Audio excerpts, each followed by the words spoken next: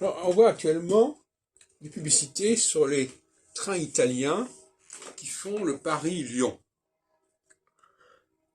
Et c'est très intéressant de constater, si j'ai bien compris, qu'il y a deux types de voitures. Il y a les voitures Allegro et les voitures Piano, si j'ai bien compris. En tout cas, quelque chose de cet ordre-là. Et ce que je comprends, bien que ça ne soit pas expliqué dans la publicité en question, c'est que les voitures Allegro, là on fait beaucoup de bruit, on bouge beaucoup, on parle beaucoup, et les voitures Piano, on veut du silence, on veut du calme, et que les voyageurs peuvent choisir le type de voiture. Et ça, je trouve ça excellent.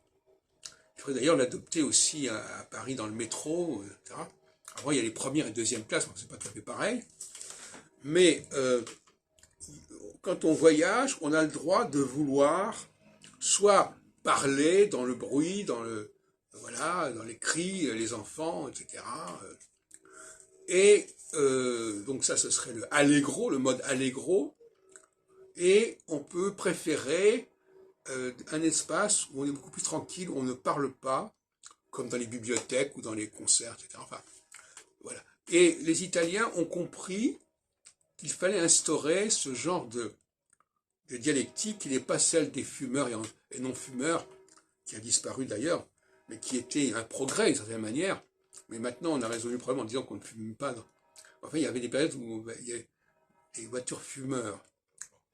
Mais je crois que le problème du Allegro et Piano est beaucoup plus important et que c'est un avantage qu'offrent les lignes ferroviaires italiennes quand elles circulent en France notamment, à savoir qu'on peut préférer passer son voyage dans le calme, dans le piano.